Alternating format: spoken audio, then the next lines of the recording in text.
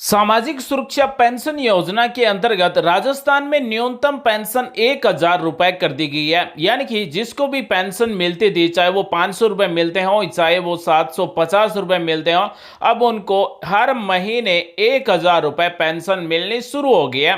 दोस्तों, अगर आपके घर परिवार में किसी को भी पेंशन मिल रही है, अगर उनका महंगाई राहत कैंप में रजिस्ट्रेशन हो चुका है, तो आप कैसे पता लगा सकते हैं कि आपके परिवार में पेंशन मिलने वाले को 1,000 रुपए प्रति माह पेंशन मिलना शुरू हुई या फिर नहीं हुई। साथ ही अगर कोई पेंशन के लिए फॉर्म भरना चाहता है तो किस तरह से फॉर्म भर सकता है, क्या पात्रता है। अगर पेंशनधारी ने महंगाई राहत कैंप में रजिस्ट्रेशन करवा लिया है तो कैसे पता करें कि हमारा 1,000 रुपए पेंशन के लिए रजिस्ट्रेशन हुआ या फिर नहीं हुआ। तो आज का वीडियो हमारा खास करके उनके लिए है जिनको 750 रुपए या फिर 500 रुपए प्रति माह पेंशन मिल रही है और महंगाई राहत कैंप में रजिस्ट्रेशन करवा लिया, तो उसके बाद में 1,000 रुपए पेंशन मिलना शुरू हुई या फिर नहीं हुई, यानी कि बढ़ी हुई पेंशन हमें मिलने कब शुरू होगी, हमारे खाते में 1,000 रुपए आए या फिर नहीं आए। तो आइए दोस्तों, आप सभी को ले चलते हैं राजस्थान के सामाजिक सुरक्षा पेंशन योजना के ऑफिशियल पोर्टल पर, और वहीं पर आप सभी को प्रूफ के साथ हम आपको दिखाते हैं कि 1,000 रुपए पेंशन मिलना शुरू हुई या फिर नहीं हुई। तो यहां पर आप सभी देख सकते हैं एक पेंशनधारी है जिनको 750 रुपए पहले प्रति माह पेंशन मिलती थी, लेकिन महंगाई राहत कैंप में रजिस्ट्रेशन करवाने के बाद में इस पेंशनधारी को 1,000 रुपए पेंशन मिलना शुरू हो गई है। और 1 जून 2023 से राजस्थान में मिनिमम पेंशन है वो 1,000 रुपए हो गई है, और जिनको भी पेंशन मिलती थी और 1,000 रुपए से कम पेंशन मिलती थी, उन सभी को 1,000 रुपए प्रति माह पेंशन मिलनी शुरू हो गया। तो आप ये कैसे पता कर सकते हैं कि आपके घर परिवार में जिनको भी पेंशन मिल रही है उनको 1,000 रुपए पेंशन मिलना शुरू हुई या फिर नहीं हुई। साथ ही अगर आपको पेंशन के लिए फॉर्म अप्लाई करना हो या फिर आपको पात्रता जानना हो तो किस तरह से चेक कर सकते हैं। बहुत ही आसान है, आपको केवल और केवल एक जन आधार कार्ड की जरूरत होगी। अगर आप नए पेंशन के लिए फॉर्म भर रहे हैं या फिर एलिजिबिलिटी चेक कर रहे हैं तो आपको जन आधार कार्ड की जरूरत होगी। अगर आपके घर परिवार में किसी को पहले से पेंशन मिल रही है, अगर आप उनके पेंशन की बढ़ी हुई राशि चेक करना चाहते हैं तो आपको पीपीओ नंबर या फिर एप्लीकेशन नंबर की जरूरत होगी। तो आप हमें कमेंट करके बताएं, क्या आपको 1,000 रुपए पेंशन मिलना शुरू हुई या फिर नहीं हुई। दोस्तों, महंगाई राहत कैंप में रजिस्ट्रेशन करवाने वाले पेंशनधारियों को ही 1,000 रुपए पेंशन मिलना शुरू हुई है, या फिर जो नए पेंशन के लिए फॉर्म भरे जा रहे हैं उनको 1,000 रुपए पेंशन मिलना शुरू हुई है। अभी तक हम बात करें तो 47,62,000 से ज्यादा पेंशनधारियों ने महंगाई राहत कैंप में रजिस्ट्रेशन करवा लिया है। अब हम आपको बताते हैं कि राजस्थान में सामाजिक सुरक्षा पेंशन योजना के अंतर्गत राज्य सरकार कितने प्रकार की पेंशन देती है। सबसे पहले है मुख्यमंत्री वयोजन सम्मान पेंशन योजना। इस योजना के अंतर्गत 55 वर्ष व अधिक आयु की महिला फॉर्म भर सकती है, 58 वर्ष व अधिक आयु का पुरुष फॉर्म भर सकता है। मुख्यमंत्री एकल नारी सम्मान पेंशन योजना के अंतर्गत 18 वर्ष व इससे अधिक आयु की विधवा, तलाकशुदा, पृथकता महिला फॉर्म भर सकती है। मुख्यमंत्री विशेष योग्यजन सम्मान पेंशन योजना के अंतर्गत किसी भी आयु का विशेष योग्यजन जिसकी निःशक्तता 40% या फिर इससे अधिक है तो फॉर्म भर सकता है। उसके बाद में लघु एवं सीमांत कृषक वर्जन पेंशन योजना के अंतर्गत भी किसान फॉर्म भर सकते हैं। 55 वर्ष व अधिक आयु की महिला फॉर्म भर सकती है, 58 वर्ष व अधिक आयु का पुरुष फॉर्म भर सकता है। मुख्यमंत्री वयोजन सम्मान पेंशन योजना में पूरे परिवार की वार्षिक आय 48,000 रुपए तक ही होनी चाहिए। मुख्यमंत्री एकल नारी सम्मान पेंशन योजना में भी पूरे परिवार की वार्षिक आय 48,000 रुपए ही होनी चाहिए। इसी तरह से मुख्यमंत्री विशेष योग्यजन सम्मान पेंशन योजना में फॉर्म भरने वाले महिला या फिर पुरुष के पूरे परिवार की वार्षिक आय 60,000 रुपए से अधिक नहीं होनी चाहिए। राजस्थान सरकार के द्वारा सामाजिक सुरक्षा पेंशन योजना के अंतर्गत 4 प्रकार की पेंशन दी जाती है। इसी तरह से सामाजिक सुरक्षा पेंशन योजना के अंतर्गत केंद्र सरकार की भी 3 प्रकार की पेंशन योजनाएं, यानी कि राष्ट्रीय स्तर की 3 टाइप की पेंशन योजनाएं जिनका पेंशन का भुगतान केंद्र सरकार के द्वारा किया जाता है।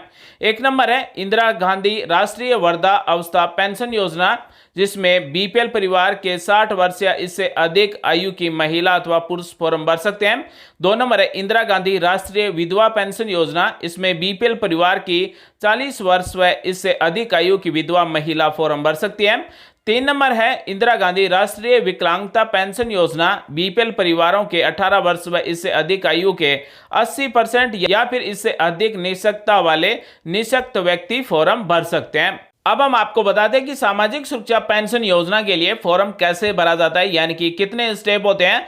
सबसे पहले पेंशन लेने वाले को फॉर्म भरना होता है। फॉर्म भरने के बाद में ई मित्र कियोस्क या फिर खुद की एसएसओ आईडी से ऑनलाइन पेंशन के लिए फॉर्म भरा जाता है।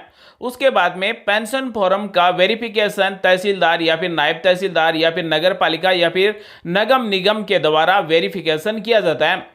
उसके बाद में एसडीओ या फिर बीडीओ के द्वारा सैंक्शन अथॉरिटी के द्वारा सैंक्शन किया जाता है। उसके बाद में सिंगल डीडीओ या फिर एसजेईडी के द्वारा सैंक्शन ऑर्डर जारी किया जाता है और bank account, post office account या फिर मनी ऑर्डर के द्वारा पेंशनधारी के बैंक अकाउंट में या फिर पोस्ट ऑफिस अकाउंट में पैसे भेजे जाते हैं। तो पेंशन के लिए फॉर्म भरने वाले पेंशनधारी को इस तरह से पेंशन मिलते हैं, यानी कि सबसे पहले पेंशनधारी को ई मित्र कियोस्क या फिर पब्लिक एसएसओ आईडी से ऑनलाइन किया जाता है पेंशन के फॉर्म को। उसके बाद में तहसीलदार या फिर नायब तहसीलदार या फिर नगर पालिका या फिर नगर निगम के अधिकारी द्वारा वेरिफिकेशन किया जाता है।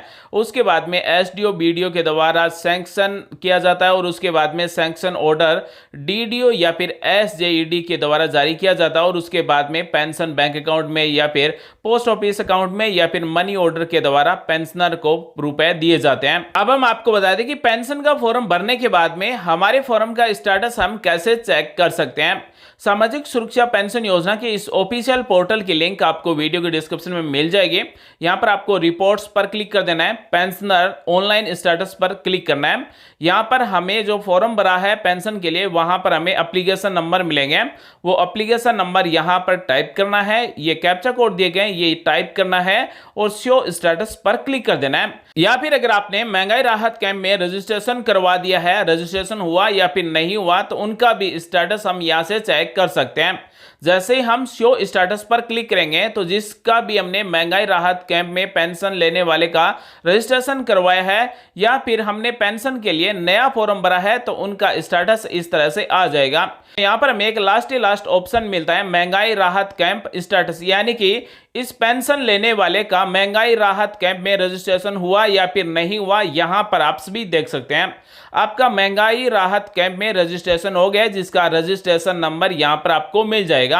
अगर यहां पर आपको महंगाई राहत कैंप के रजिस्ट्रेशन नंबर मिल रहे हैं तो इसका मतलब है कि इस पेंशनधारी का महंगाई राहत कैंप में रजिस्ट्रेशन हो चुका है और अगर इनको 1000 रुपए से कम पेंशन मिल रही है तो प्रति माह 1000 रुपए पेंशन मिलना शुरू हो गई है। तो इस तरह से अगर आपने महंगाई राहत कैंप में किसी का भी पेंशन लेने वाले का रजिस्ट्रेशन करवाया तो उनका इस तरह से स्टेटस चेक कर सकते हैं कि महंगाई राहत कैंप में रजिस्ट्रेशन हुआ या फिर नहीं हुआ, या फिर नए पेंशन के लिए फॉर्म भरा है तो उनका भी स्टेटस यहाँ पर चेक कर सकते हैं। साथ ही यहाँ पर यह भी देख सकते हैं कि जो ईयरली वेरिफिकेशन हुआ है वो हुआ है या फिर नहीं हुआ है, कौन से महीने में वेरिफिकेशन हुआ है वो भी डिटेल यहाँ पर चेक कर सकते हैं।